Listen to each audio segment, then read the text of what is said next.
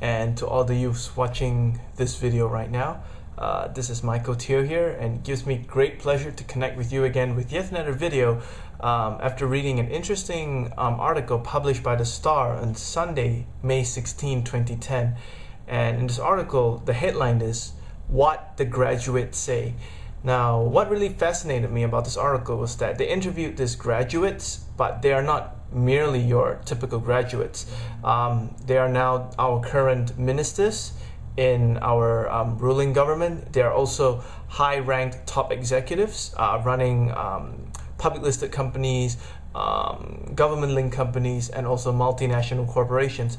And what happened is, in this article, it talks about how their lives were when they were back in university, which is something really interesting that I always believe if you could trace back on how icons, on how leaders that you admire, how they started their life, how were their university lives when they were growing up, and thinking about how can you adapt whatever they have gone through to your life, there is a high possibility that it would work for you and you can be the next icon in the future.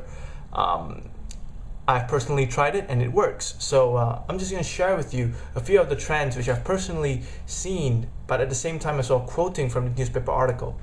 Now, the first candidate that they interviewed was none other than our health minister, Dato Sri Leow Tiong Lai. And apparently, Dato Sri actually credited to his former university for giving him the environment to actually learn about Islam and to mingle around with non-Chinese students.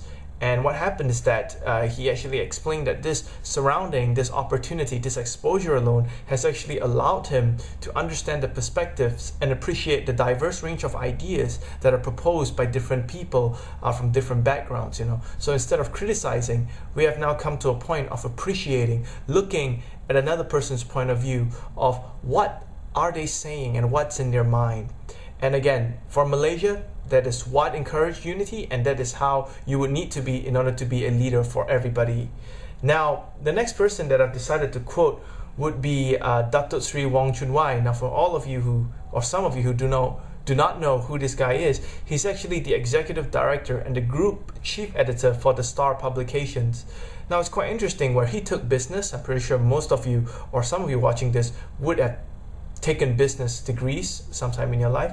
But what happened is that he said that he was an active leader in clubs and societies back in his university, where he was a chess captain for his team. He won the gold medal for the Malaysian University Sports Council Games. I mean, all these activities shows you that education is not enough. You need that extracurricular activity to really boost your portfolio, to boost your confidence, and at the same time as well to build your characteristics. A lot of people actually said when you're in the Boy Scouts, you actually learn a lot about discipline. You learn a lot about the basic survival skills and about leadership skills. An example that I'll always like to use is that put a scout and put a normal guy in the jungle, the scout would most probably survive longer.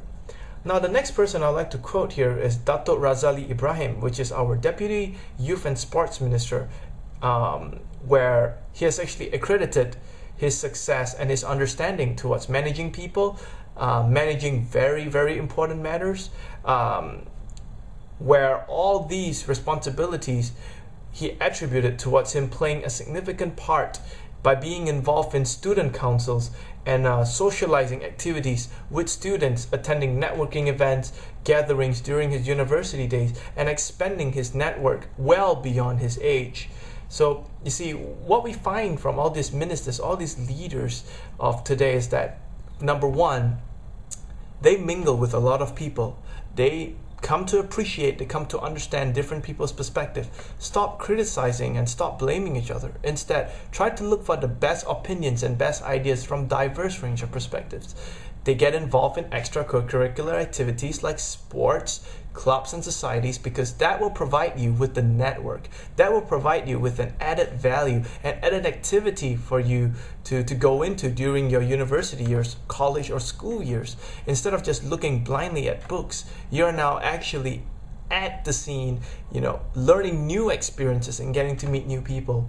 And more importantly as well, getting involved with networking events to actually expand your horizon, to heighten your self-esteem to talk to more people and also socialize with people. Never discriminate.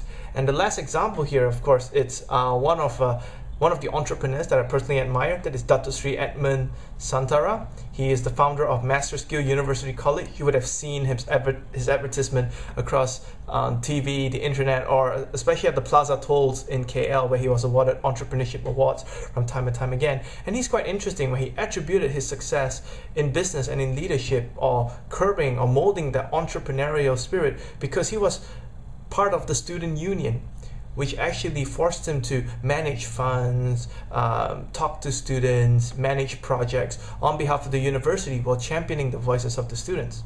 And he was involved with sports as well. So you could see from this simple article published by The Star what the graduates say. We could actually pinpoint their attributes. So if you're not yet being active in any organizations or clubs in your university or college, I believe it's time to start right now. I mean, all these guys started during the time when there was no technology, or technology was not the technology that we have today. With Facebook, Twitter, YouTube, you control your own media platform now, that is YouTube. You control your own brand now, that is Facebook. You control the news that you announce, the message that you are spreading through Twitter. So utilize these 3 platforms now and learn from them. Get involved, be active, and contribute back to the country. This is just my 2 cents worth of thought from Michael Teoh, and signing off right now. Take care, everybody. See ya.